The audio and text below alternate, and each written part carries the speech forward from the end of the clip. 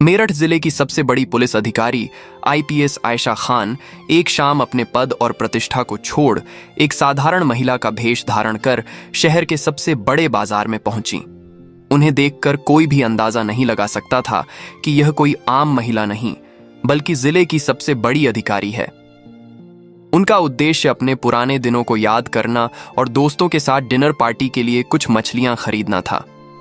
तभी भीड़ भरे बाजार में अचानक उनकी नजर रघुनाथ नाम के एक 75 वर्षीय बुजुर्ग मछली विक्रेता पर पड़ी, जो एक छोटे से व्यापार से अपनी जीविका चला रहा था। आयशा सीधी उसी आदमी के पास पहुंची और मुस्कुराते हुए बोली, अंकल, मछलियां कैसे दे रहे हो? अंकल कुछ कह पाते, उससे पहले ही अचानक एक थार तेजी से आकर रुकी।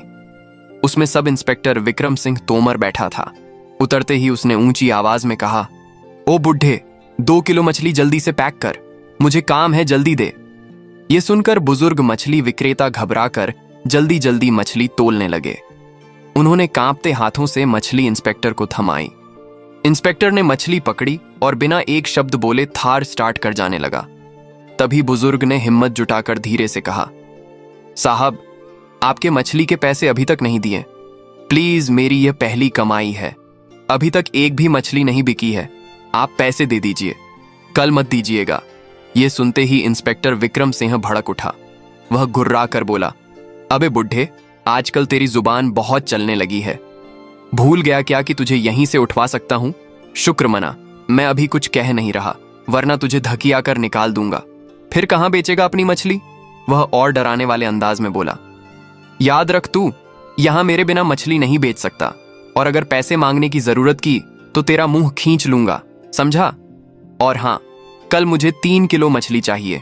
मेरे वरिष्ठ अधिकारी के घर पार्टी है, मना करने की कोशिश मत करना वरना बुरा होगा। ठीक है, अब चलता हूं, कल फिर मिलते हैं। इतना कहकर इंस्पेक्टर विक्रम सिंह अपनी थार तेजी से भगाते हुए चला गया। पास ही खड़ी आईपीएस आयशा खान यह सब दृश्य देख रही थी।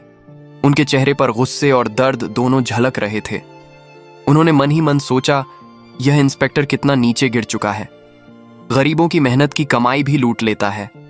जिन लोगों के पसीने की कमाई से घर का चूल्हा जलता है, उनसे भी पैसा छीन लेता है। अगर यही हाल रहा तो गरीब कहां जाएंगे? उनका हक कौन दिलाएगा? कुछ पल सोचने के बाद वह बुजुर्ग आदमी के पास गई और बोली, अंकल, आपने उसे बिना पैसों की मछली क्यों दे दी? और वह तो कह रहा था कि कल भी मछली लेकर जाएगा।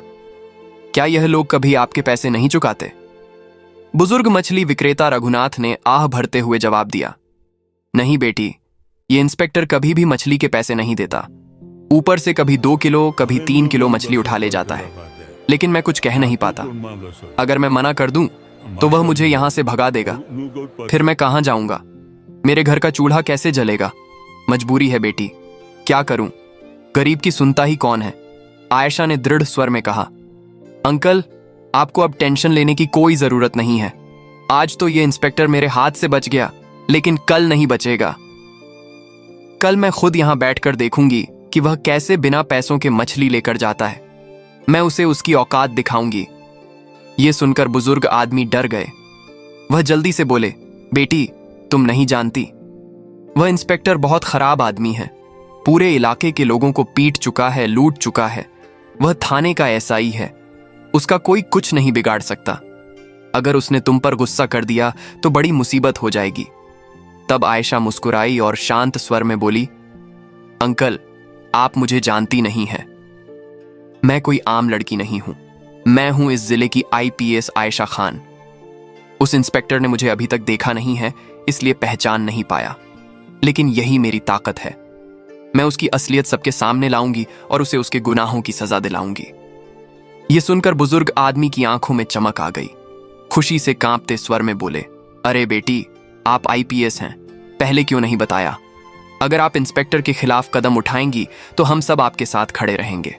मुझे बताइए, मुझे क्या करना होगा? आयशा ने मुस्कुराते हुए कहा, आपको कुछ नहीं करना है अंकल। बस कल जब आप मछलियां बेचने बैठेंगे तो मुझे बुला लीजिएगा। मैं आकर आपके पास बैठूंगी। आप बस थोड़ा दूर खड़े रहना, बाकी मैं देख लूंगी। और हां, मैंने पहले से ही सीसीटीवी कैमरे लगवाने का इंतजाम कर दिया है, उसकी सारी हरकतें रिकॉर्ड होंगी। फिर उन्होंने अंकल से कहा, अब आप निश्चिंत होकर मछली बेचिए, और हां, मुझे 1 किलो मछली दे दीजिए, घर ले जानी है। बुजुर्ग आदमी ने कांपते हाथों से मछली दी। आयशा ने तुरंत पैसे दिए और वहां से निकल गई। अगले दिन सुबह आयशा खान नीले रंग का सलवार सूट पहनकर बाजार पहुंची। उन्होंने बुजुर्ग आदमी की जगह मछलियों की टोकरियों के पास बैठकर मछली बेचनी शुरू कर दी। उनका चेहरा सामान्य लग रहा था, लेकिन उनकी आंखों में सख्ती और आत्मविश्वास साफ छलक रहा था। कुछ ही देर में वहीं इंस्पेक्टर विक्रम सिंह अपनी थार पर धड़ाते हुए पहुंचा। उसने जोर से ब्रेक लगाई। धूल उड़ती हुई फैल गई। उतरते ही वह तिरछी नजरों से देखकर बोला, अरे ये लड़की तू यहां क्या कर रही है? यहां तो हमेशा एक बुजुर्ग आदमी बैठा होता था, वह कहां गया? कौन हो तुम? आयशा ने धीरे से सिर झुकाकर कहा, असल में वह आदमी मेरे पिताजी हैं। आज उनकी तबीयत ठीक नहीं है, इसलिए मैं यहां मछली बेचने बैठ गई हूं। आपको कितनी मछली चाहिए बताइए?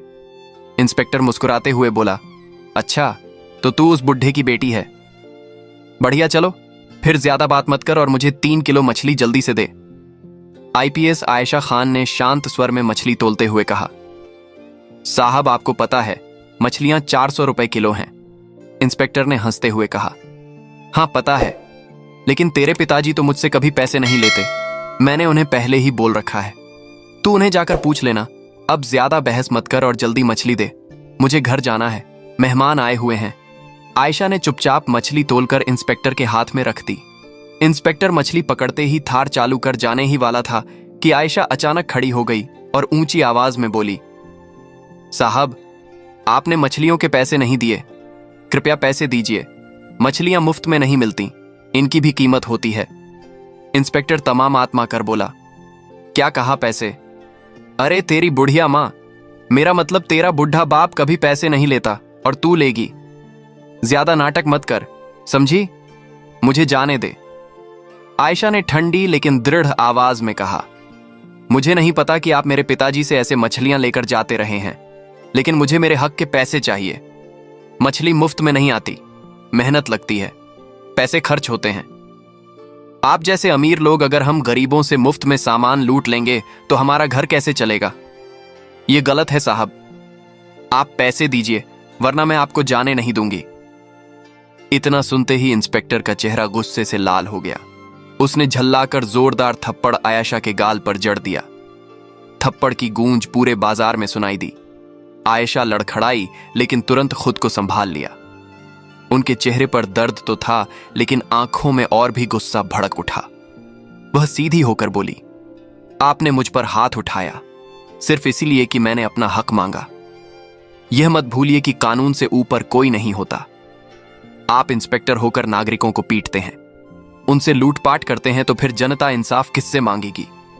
आपने बड़ी गलती की है और इसकी सजा आपको जरूर मिलेगी। इंस्पेक्टर गुर्राया, अबे चुप कर, बहुत देखे हैं तेरे जैसे जुबान चलाने वाले। ज्यादा चर्बी चढ़ गई है क्या? अभी और दूं क्या? यहीं खड़ी खड़ी सो जाएगी, समझी? तेरे ये टोकरी और तेरे बाप दोनों को थाने में बंद कर दूंगा। ज्यादा नखरे मत कर, मुझे जाने दे। इतना कहकर इंस्पेक्टर अपनी थार पर बैठा और वहां से तेजी से निकल गया। इधर आईपीएस आयशा खान का चेहरा गुस्से से तप रहा था। उन्होंने बुजुर्ग मछली विक्रेता रघुनाथ को पास बुलाया और धीरे से कहा, अंकल, आपने सब देख लिया, लेकिन अब चिंता मत कीजिए। उसकी हर हरकत कैमरे में रिकॉर्ड हो चुकी है। उन्होंने तुरंत पास में लगवाए गए सीसीटीवी कैमरे की फुटेज अपने साथ लिया और सीधे घर पहुंची। घर पहुंचते ही उन्होंने सारी रिकॉर्डिंग अपने लैपटॉप में देखी और सबूत इकट्ठे किए। उनका मन भीतर तक सुलग चुका था। अब वह इंस्पेक्टर को सजा दिलाए बिना चैन लेने वाली नहीं थी। अगले ही दिन वह आईपीएस ऑफिस पहुंची और वहां से सीधे पुलिस अधीक्षक आरती राव के ऑफिस का रुख किया। ऑफिस के अंदर मेज पर फाइलें रखे एक सख्त मिजाज लेकिन बेहद आत्मविश्वासी महिला बैठी थी। एसपी आरती राव, उम्र करीब 32 साल।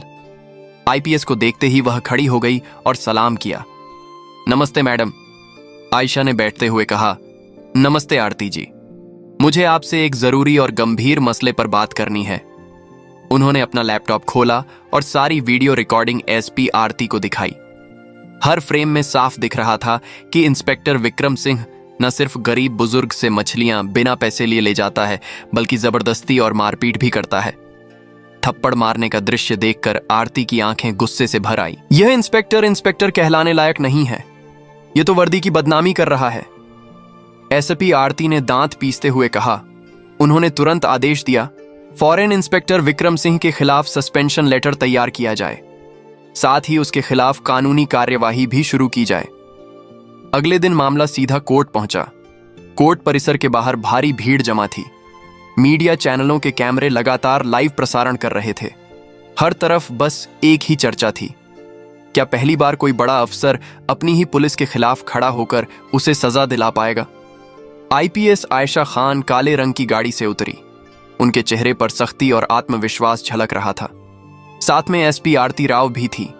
भीड़ ने उन्हें देखते ही हलचल मचा दी। आयशा ने बस इतना कहा, न्याय होगा और न्याय सबको दिखेगा। फिर वह सीधे कोर्ट हॉल में चली गई। कोर्ट के अंदर का नजारा बाहर से भी ज्यादा तनावपूर्ण था। थोड़ी देर बाद इंस्पेक्टर विक्रम सिंह को हथकड़ी पहनाकर लाया गया। उसका चेहरा अभी भी घमंड से भरा हुआ था। सरकारी वकील खड़े हुए और बोले, मान्यवर, यह मामला सिर्फ 3 किलो मछली का नहीं है, बल्कि यह मामला जनता के हक, गरीबों की मेहनत और कानून के सम्मान का है। अभियुक्त विक्रम सिंह, जो कि थाना स्तर का इंस्पेक्टर है, उस पर आरोप है कि उसने लगातार महीनों तक गरीब मछली विक्रेताओं से बिना पैसे मछली ली, उन्हें धमकाया और उनके साथ अभद्र व्यवहार किया। इतना ही नहीं, जब पीड़ित पक्ष ने हक मांगा तो उसने थप्पड़ मारकर शारीरिक हिंसा भी की। यह सबूत वीडियो रिकॉर्डिंग में साफ दिखाई दे रहा है। इसके बाद स्क्रीन पर सीसीटीवी फुटेज चलाया गया। पूरा कोर्ट खामोश हो गया। वीडियो में साफ दिख रहा था, इंस्पेक्टर विक्रम सिंह मछली उठाकर ले जा रहा है, पैसे देने से इनकार कर रहा है और फिर आईपीएस, जो उस समय आम लड़की के भेष में थी, को थप्पड़ मार रहा है। सबसे पहले बुजुर्ग मछली विक्रेता रघुनाथ को गवाही के लिए बुलाया गया।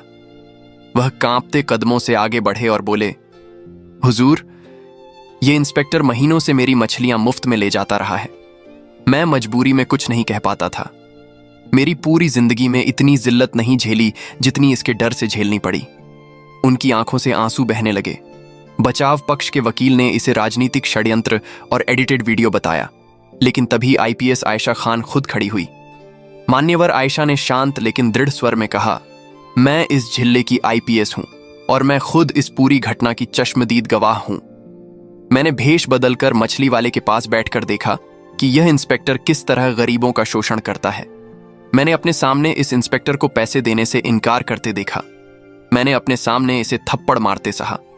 यह वीडियो किसी ने एडिट नहीं किया, यह सच्चाई है और मैं इसके लिए अपनी पूरी जिम्मेदारी लेती हूं।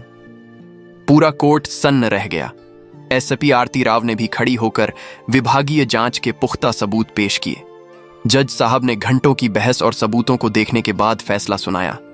कोर्ट ने सीसीटीवी फुटेज, प्रत्यक्ष गवाह और आईपीएस आयशा खान व एसपी आरती राव की गवाही को ध्यानपूर्वक सुना। यह साबित हो चुका है कि अभियुक्त इंस्पेक्टर विक्रम सिंह ने अपने पद का दुरुपयोग किया, गरीब बुजुर्ग को धमकाया, उसका शोषण किया और यहां तक कि नागरिक पर हाथ उठाया। यह आचरण न सिर्फ कानून के खिलाफ है, बल्कि पुलिस की गरिमा के भी खिलाफ है। अतः अदालत आदेश देती है कि इंस्पेक्टर विक्रम सिंह को तत्काल प्रभाव से निलंबित किया जाए। उस पर भ्रष्टाचार, मारपीट और जनता के शोषण का मामला दर्ज कर उसे गिरफ्तार किया जाए। उसके खिलाफ आईपीसी की धाराओं के तहत मुकदमा चलाया जाए और जेल भेजा जाए। फैसला सुनते ही पूरा कोर्ट तालियों की गड़गड़ाहट से गूंज उठा।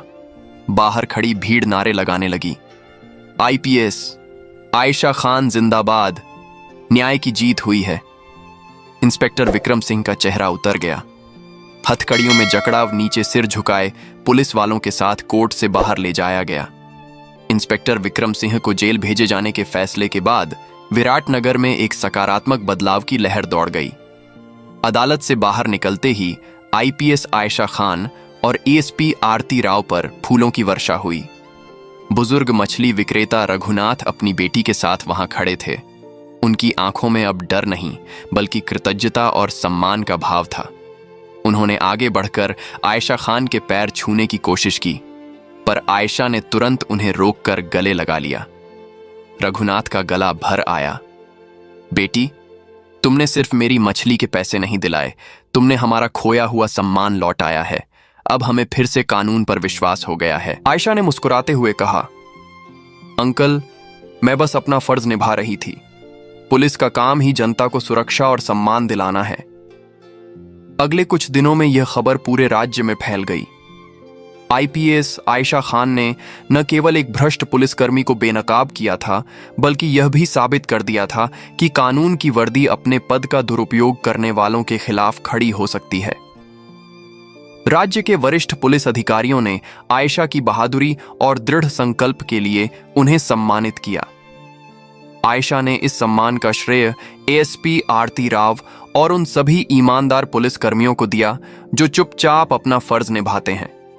उन्होंने प्रेस कॉन्फ्रेंस में साफ कहा, यह जीत सिर्फ मेरी नहीं है, यह जीत उस जनता के विश्वास की है जो कानून से उम्मीद रखती है, और यह जीत उस ईमानदार पुलिस बल की है जो यह दिखाना चाहती है कि हम वर्दी वालों की गलतियां सुधारने में सक्षम हैं। मैं हर उस नागरिक से अपील करती हूं जिसे कभी भी किसी सरकारी कर्मचारी से परेशानी हो कि वे डरे नहीं, आवाज उठाएं। आपका हक मांगने पर थप्पड़ मारने वाले की जगह जेल है। आयशा के इस कदम से जिले के अन्य भ्रष्ट पुलिसकर्मियों में भी भय व्याप्त हो गया। सब जानते थे कि आईपीएस आयशा खान अब किसी को बख्शने वाली नहीं है। पुलिस थाने की कार्यशैली में रातों रात सुधार आया। छोटे मोटे दुकानदार और रेहड़ी पटरी वाले अब बिना किसी डर के अपना काम करने लगे।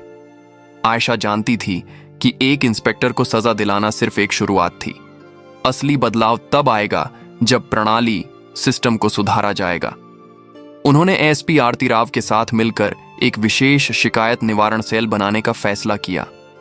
विश्वास हेल्पलाइन, ये एक 24/7 हेल्पलाइन थी जहां कोई भी नागरिक अपनी पहचान बताए बिना पुलिस या किसी अन्य सरकारी कर्मचारी के भ्रष्टाचार की शिकायत कर सकता था। साप्ताहिक जनता दरबार, आयशा ने तय किया कि वह सप्ताह में एक दिन खुद बाजार में लोगों के बीच बैठकर उनकी समस्याएं सुनेंगी। पहला जनता दरबार उसी बाजार में लगा जहां उन्होंने रघुनाथ को मछली बेचते देखा था। आयशा ने सरकारी गाड़ी की बजाय एक साधारण कुर्सी पर बैठकर लोगों से बात की। उन्हें देखकर कई लोग अपनी शिकायतें लेकर आगे आए। आयशा ने तुरंत हर समस्या को नोट किया और मौके पर ही समाधान का आदेश दिया। बुजुर्ग रघुनाथ अब भी पास में ही अपनी मछली की दुकान लगा रहे थे। उन्होंने गर्व से आयशा को देखा। उन्हें पता था कि एक दिन पहले जिसने थप्पड़ खाया था वह आज हजारों गरीबों के लिए न्याय का प्रतीक बन चुकी है। आईपीएस आयशा खान ने न केवल कानून की गरिमा को बचाया था, बल्कि लोगों के दिलों में एक उम्मीद भी जगाई थी। कहानी अच्छी लगी हो तो लाइक करें और चैनल ट्रू स्पार्क को सब्सक्राइब करें। धन्यवाद।